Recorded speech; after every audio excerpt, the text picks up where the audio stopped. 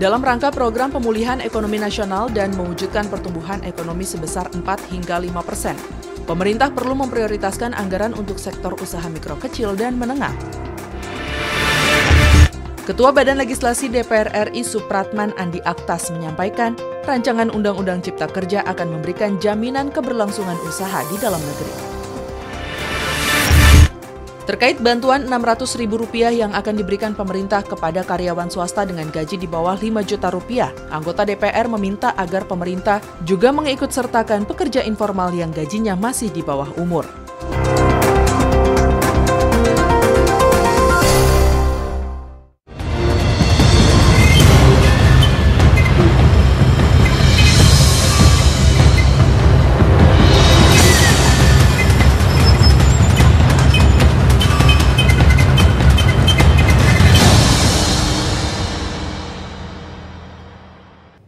Halo, selamat pagi pemirsa, berjumpa lagi bersama kami dalam program Suara Parlemen Pagi, edisi Kamis 27 Agustus 2020 bersama saya Dadi Ramadan dan juga rekan saya. Dan saya Ayu Rahmawati. Ya, kami sudah menyiapkan beragam informasi seputar dinamika dan aktivitas Dewan Perwakilan Rakyat Republik Indonesia yang akan kami sajikan kepada Anda di pagi hari ini. Dan tema kita pada pagi hari ini, Ayu, ini terkait dengan polemik BLT Ketenagakerjaan. Iya, ini masih menjadi dinamika sekali di lapangan karena seperti yang kita tahu ini harusnya BLT ini cair pada Selasa 25 Agustus 2020 lalu. Tapi nih Dadi, katanya dari Kemenaker dan juga dari pemerintah sendiri ini masih ada audit data karena data-datanya belum valid semua. Jadi kita masih menunggu kapan sebenarnya bantuan langsung tunai ini cair. Tapi nanti kita akan bahas di akhir segmen ya, Dadi. Betul sekali, kita akan membahas hal tersebut dalam segmen utama. Namun sebelum itu kita akan menyajikan kepada Anda 3 berita pilihan pertama. Yang pertama dari sektor UMKM perlu jadi prioritas RAPBN 2021.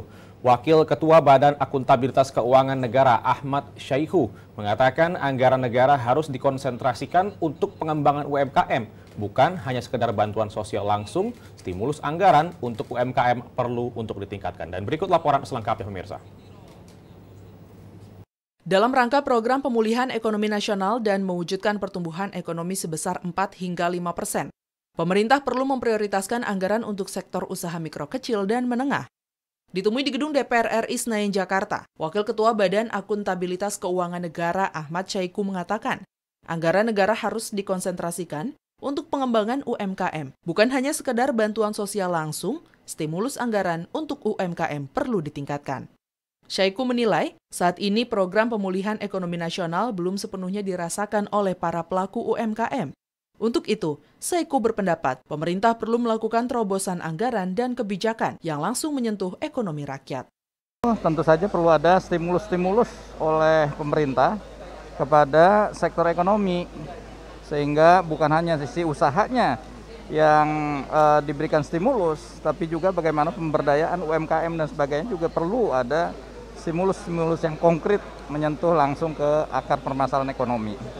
Anggota Komisi 4 DPR RI sekaligus anggota Badan Anggaran Siti Mukaromah menjelaskan soal besaran dana bantuan 48 triliun di tahun 2021 yang difokuskan pada penguatan UMKM. Menurut Siti, dana tersebut harus tepat sasaran, sehingga mampu menjadi pengungkit pergerakan ekonomi di tahun 2021 mendatang.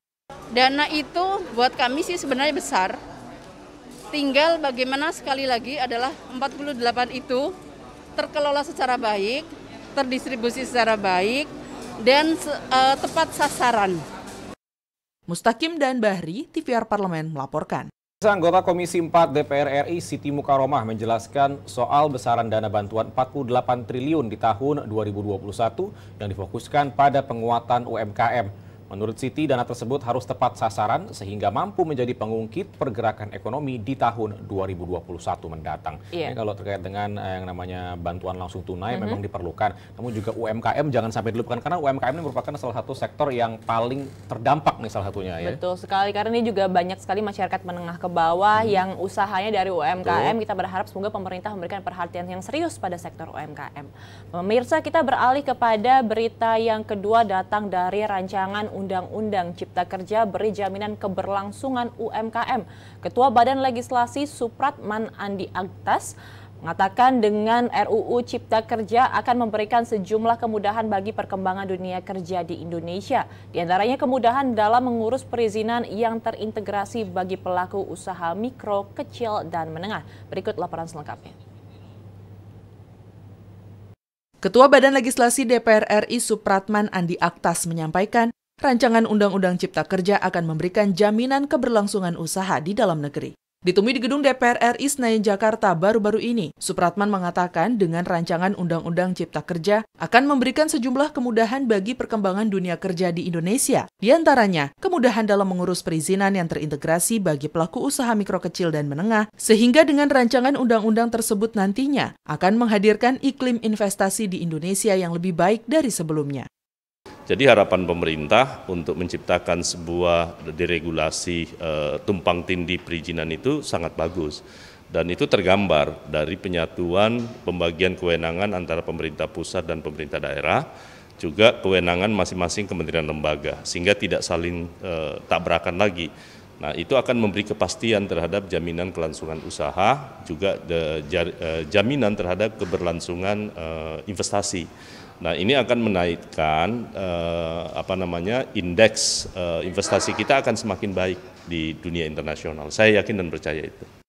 Mengenai pendirian perseroan terbatas untuk sektor UMKM dari syarat 2 orang, menurut Supratman akan dipermudah menjadi bisa dilakukan oleh hanya 1 orang. Supratman juga menjelaskan rancangan undang-undang tersebut akan meminta tarif pajak penghasilan atau PPh bagi sektor UMKM dinihilkan. Harus kita mintakan di pemerintah kebijakan yang afirmatif yang terkait dengan kebijakan soal bagaimana perlindungan terhadap UMKM. Dan itu tergambar dalam norma-norma yang diperjuangkan oleh seluruh fraksi dan bersama dengan pemerintah. Habibie dan Dwi, TVR Parlemen melaporkan. Masih terkait dengan RUU Cipta Kerja, Supratman juga menjelaskan RUU tersebut akan meminta tarif pajak penghasilan atau PPh bagi sektor UMKM dinihilkan untuk kebijakan fiskal di sektor UMKM. Ya, semoga yang namanya rancangan Undang-Undang Cipta Kerja ini benar-benar nantinya berpihak kepada seluruh pekerja Indonesia, tidak hanya pekerja, namun juga bisa bagi para investor dan juga para pengusaha sehingga bisa menimbulkan win-win solution ke depannya. Betul sekali, Dadi. Kita beralih ke berita selanjutnya, pemirsa. Pekerja informal seharusnya juga mendapat BLT 600. Anggota Komisi 9 DPR RI Saleh Partaunan Daulay mengatakan bantuan yang diberikan pemerintah seharusnya menyasar ke seluruh kalangan. Dan berikut laporan selengkapnya, pemirsa. Terkait bantuan Rp600.000 yang akan diberikan pemerintah kepada karyawan swasta dengan gaji di bawah 5 juta rupiah, anggota DPR meminta agar pemerintah juga mengikutsertakan pekerja informal yang gajinya masih di bawah umur. Anggota Komisi 9 DPR RI Saleh Partaunan Daulay mengatakan, bantuan yang diberikan pemerintah seharusnya menyasar ke seluruh kalangan. Menurutnya, pemerintah perlu mengikutsertakan masyarakat yang bekerja di sektor informal yang belum memiliki kepastian pendapatan bulanan. Untuk pemberian bantuan tersebut, menurut Saleh, pemerintah juga harus memahami bahwa para pekerja informal tidak memiliki BPJS Ketenagakerjaan yang dijadikan syarat utama pemberian bantuan tersebut. Mereka yang terdaftar di BPJS Ketenagakerjaan ini rata-rata yang kerja di sektor formal. Sementara sektor informal itu juga banyak gitu kan, ada tukang parkir, ada pekerja petani, nelayan yang itu tidak mungkin terdaftar ya, atau mungkin belum terdaftar di dalam BPJS Ketenagakerjaan. Jadi karena itu menurut saya supaya ini lebih menyentuh seluruh masyarakat kita, mohon misalnya yang pekerja yang informal juga dimasukkan di situ. Terkait keputusan pemerintah menjadikan BPJS Ketenagakerjaan sebagai salah satu syarat untuk mendapat bantuan, Saleh Partaunan berpendapat keputusan tersebut perlu ditinjau kembali. Oleh karenanya, Saleh meminta agar BPJS dapat melakukan penyesuaian data untuk mempermudah pemberian bantuan. Karena sekarang ini banyak juga kepesertaan di BPJS Ketenagakerjaan yang tidak aktif. Nah, yang tidak aktif ini jangan sampai masuk dalam 13,8 juta itu. Jadi ini penting sekali untuk didata, dan ini adalah tugas dari BPJS Ketenagakerjaan yang diamanahkan oleh negara, melakukan pendataan yang benar, yang berkeadilan, dan terdistribusi secara nasional. Nadia dan Rian, TVR Parlemen melaporkan. Pemirsa, selanjutnya pemerintah perlu mengikutsertakan masyarakat yang bekerja di sektor informal yang belum memiliki kepastian pendapatan bulanan. Terkait keputusan pemerintah menjadikan BPJS Ketenagakerjaan sebagai salah satu syarat untuk mendapat bantuan, Saleh Partaunan berpendapat keputusan tersebut perlu ditinjau kembali.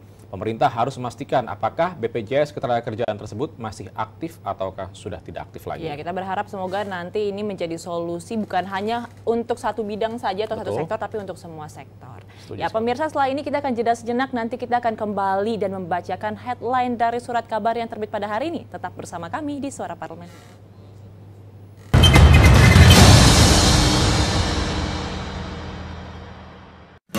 Indonesia siap memasuki tatanan hidup baru di tengah pandemi corona. Apa kita sudah paham persiapan dan protokol kesehatan yang harus dilakukan di lingkungan kerja? Pastikan kondisi tubuh sehat saat berangkat ke kantor. Gunakan masker. Membawa perlengkapan makan sendiri. Sediakan hand sanitizer dan selalu mencuci tangan. Saat akan melakukan ibadah, ingatlah untuk saling menjaga jarak aman dan membawa perlengkapan ibadah sendiri. Karena tempat ibadah sudah tidak menyediakan alat ibadah untuk mengurangi penyebaran virus corona. Semoga kita semua mampu memutus mata rantai penyebaran COVID-19 dan roda perekonomian pun tetap berputar.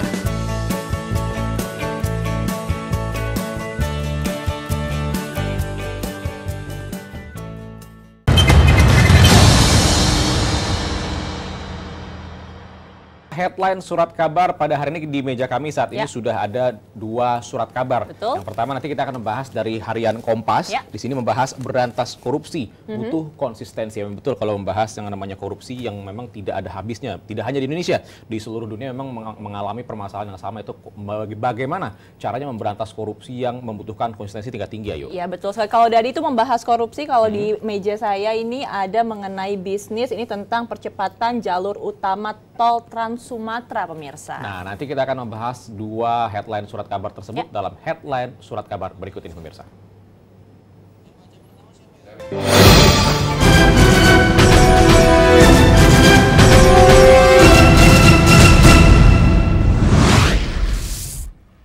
Kita awali harian Kompas, pemirsa, di sini dengan judul Berantas Korupsi Butuh Konsistensi, di mana krisis kesehatan dan ekonomi akibat pandemi COVID-19 menjadi momentum untuk berbenah secara komprehensif dengan membangun tata kelola yang baik, efisien, akuntabel, dan bebas korupsi.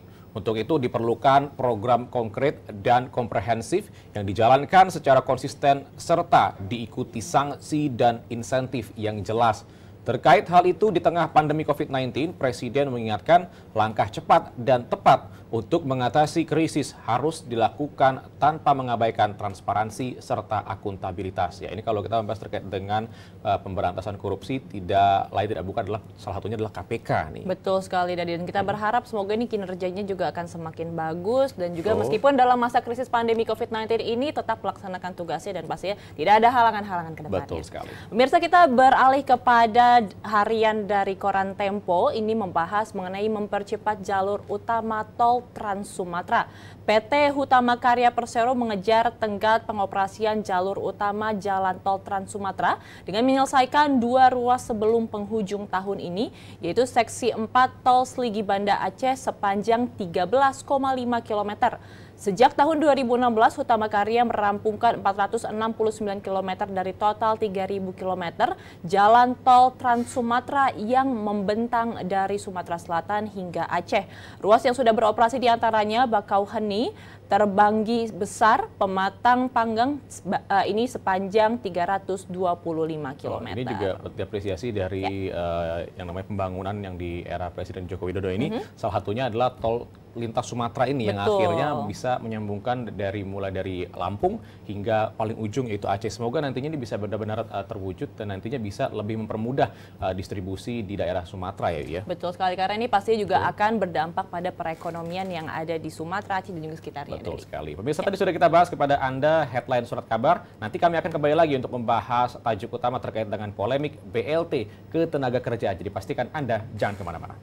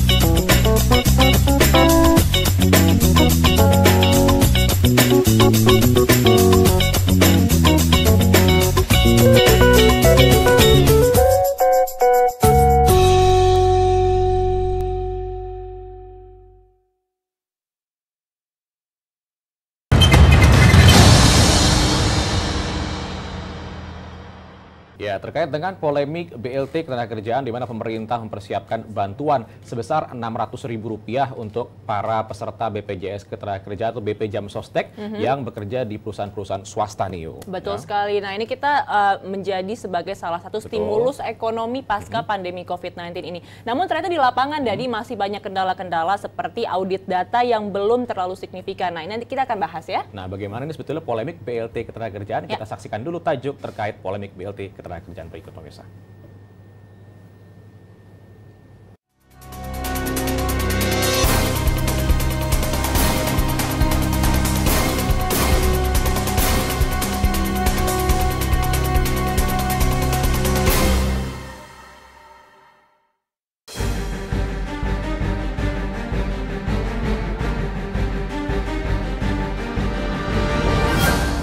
Izin pembukaan sekolah. Keputusan mengizinkan pembukaan sekolah dengan sistem tatap muka di area zona kuning meningkatkan resiko penularan COVID-19 pada guru dan tenaga pendidikan. Data menunjukkan puluhan guru meninggal akibat terinfeksi virus COVID-19. Untuk itu DPR mendorong Kementerian Pendidikan dan Kebudayaan mengkaji ulang revisi surat keputusan bersama tentang panduan penyelenggaraan pembelajaran pada tahun ajaran baru 2020-2021 di masa pandemi COVID-19 yang memperbolehkan sekolah tatap muka di zona kuning dan hijau. Mengingat keputusan pemerintah yang mengizinkan pembukaan sekolah dengan sistem tatap muka di area zona kuning meningkatkan risiko penularan COVID-19 pada guru, tenaga pendidikan, dan siswa. Oleh karena itu, Kemendikbud harus meminta Dinas Pendidikan dan Kebudayaan serta yayasan sekolah swasta untuk tidak memaksakan guru datang ke sekolah, baik hanya sebatas absen, sebab apabila hal tersebut dipaksakan akan mengancam kesehatan guru dan tenaga pendidikan. Pemerintah daerah melalui Dinas Pendidikan dan Kebudayaan untuk secara bijak memilah sistem pembelajaran yang dilakukan di sekolah, baik sistem pembelajaran jarak jauh maupun sistem pembelajaran tatap muka, yang disesuaikan dengan evaluasi dan perkembangan status COVID-19 di setiap wilayah, sehingga tidak memunculkan resiko penularan COVID-19 di lingkungan sekolah, serta tidak menimbulkan kekhawatiran bagi siswa dan orang tua.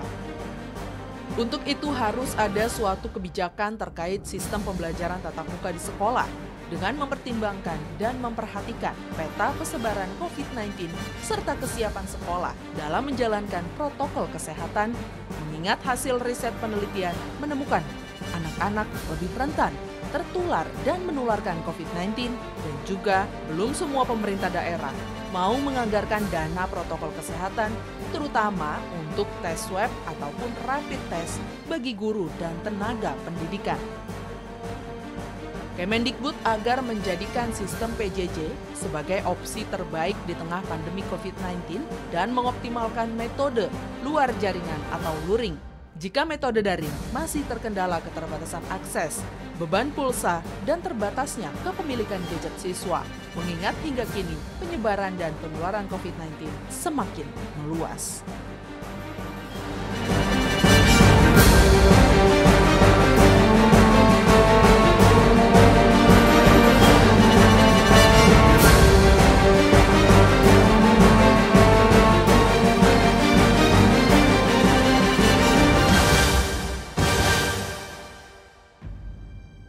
Anggota Komisi 11 DPR RI Heri Gunawan mengingatkan pemerintah agar mengkaji skema penyaluran bantuan gaji tambahan untuk pegawai dengan gaji di bawah 5 juta rupiah. Salah satunya mengenai siapa saja pekerja yang berhak mendapatkan bantuan tersebut. Heri Gunawan mengungkapkan jangan sampai hal ini menimbulkan masalah yang baru. Skema bantuan harus mengutamakan rasa keadilan. Heri Gunawan juga mendesak pemerintah memikirkan para pekerja yang dirumahkan bahkan kena PHK selama pandemi ini berlangsung. Jangan sampai muncul kecemburuan sosial di tengah masyarakat yang sama-sama terdampak oleh pandemi. Heri Gunawan juga berharap program ini tidak dibuat untuk sekedar menggeber penyerapan anggaran yang selama ini menjadi sorotan Presiden Joko Widodo. Baru-baru ini Jokowi juga kembali menyoroti lambatnya penyerapan anggaran pemulihan ekonomi nasional dari anggaran 695 triliun rupiah untuk stimulus penanganan COVID-19. Jokowi menyebut baru 20% yang terrealisasi, yaitu sebesar 141 triliun rupiah. Anggota Komisi 9 DPR RI Rahmat Handoyo mendesak pemerintah untuk segera mencari solusi agar tenaga kerja guru honorer yang penghasilannya di bawah dari upah minimum regional juga bisa mendapatkan dana subsidi pekerja sebesar Rp600.000 meski mereka tidak terdaftar di dalam BPJS Ketenagakerjaan.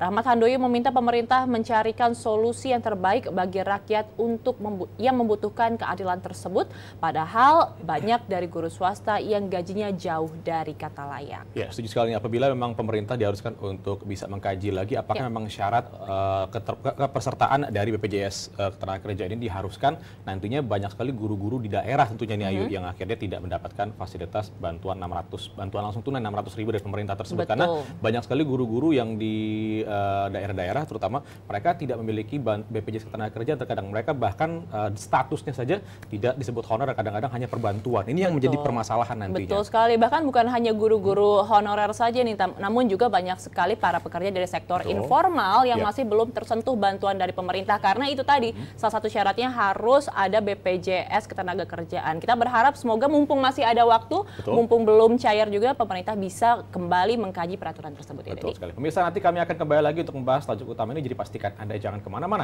Tetaplah bersama kami dalam program Suara Parlemen.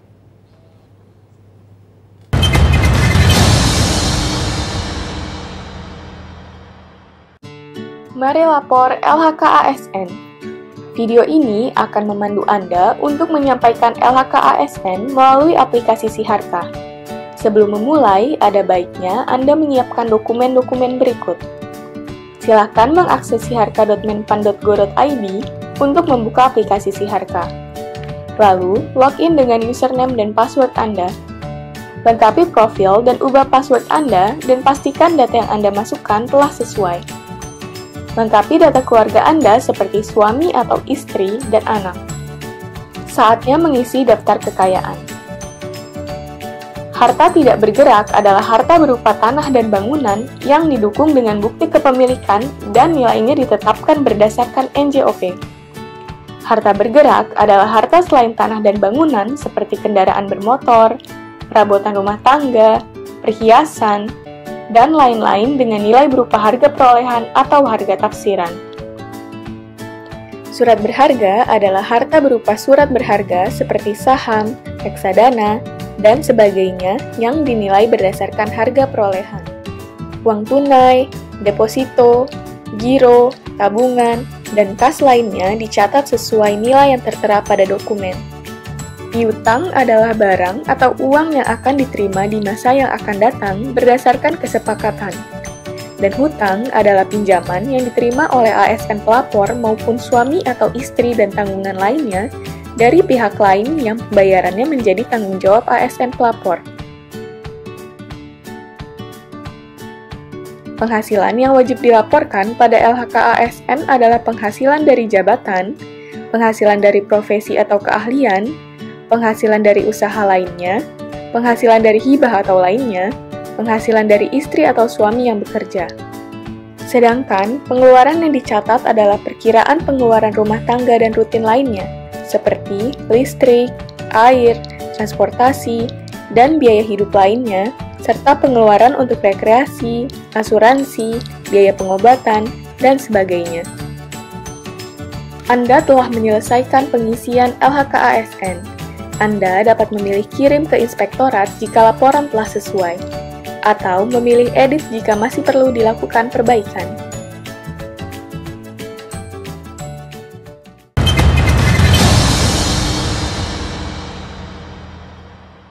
Ya, pemirsa, kita masih membahas terkait dengan BLT BP Jam Sostek. Wakil Ketua Komisi 9 DPR RI Sri Rahayu mengatakan syarat bagi mereka yang berhak mendapatkan BLT perlu mendapatkan perhatian serius. Sebab ada banyak guru tidak tetap atau GTT dan pegawai tidak tetap yang setiap bulannya hanya mendapatkan upah tidak lebih dari Rp1 juta. Anggota Komisi 9 DPR RI Obon Tabroni mengkritisi pemberian subsidi upah tersebut. Menurutnya, jika bantuan upah bagi pekerja yang menerima gaji di bawah 5 juta rupiah hanya diberikan kepada peserta BPJS Ketenagakerjaan, pemberian bantuan itu tidak akan tepat sasaran. Anggota Komisi 10 DPR RI, Iliza Saaduddin Jamal, menyambut baik kebijakan pemerintah pusat yang akan membagikan Rp600.000 dalam bentuk bantuan langsung tunai kepada buruh bergaji di bawah 5 juta rupiah. Namun ia berharap sektor lain juga harus disentuh pemerintah, yakni kaum guru dengan status honorer. Anggota Komisi 11 DPR RI, Anis Biarwati, mengatakan pemerintah harusnya menjelaskan pegawai atau karyawan sektor apa saja yang akan mendapatkan insentif. Ia memberi catatan bahwa semua sektor terdampak pandemi saat ini. Ya, ini kalau membahas mengenai bantuan langsung tunai yang diberikan oleh pemerintah, memang masih banyak sekali polemik yang terjadi di lapangan ya. Salah satunya itu tadi bukan hanya pegawai yang masih terdaftar BPJS Ketenagakerjaan, tapi mungkin saja sudah ada pegawai yang ter-PHK, namun sekarang datanya sudah tidak ada di BPJS Ketenagakerjaan. Jadi kalau misalkan memang ini bantuan akan cair, kita harus benar-benar lihat bagaimana ini dan siapa saja nanti yang akan mendapatkannya. Dan semoga tepat sasaran nantinya. Betul sekali. Pemirsa, tadi sudah kita bahas kepada Anda apa saja menjadi 3 berita pilihan pertama, lalu ada headline surat kabar dan juga tajuk utama yang barusan kami bahas bersama dengan Anda. Dan berakhirlah sudah rangkaian acara Suara Parlemen edisi hari ini. Saya Dadi Ramadan dan juga rekan saya. Dan saya Ayu Rahmawati beserta seluruh kerabat kerja yang bertugas mengucapkan terima kasih atas perhatian Anda. Sampai jumpa.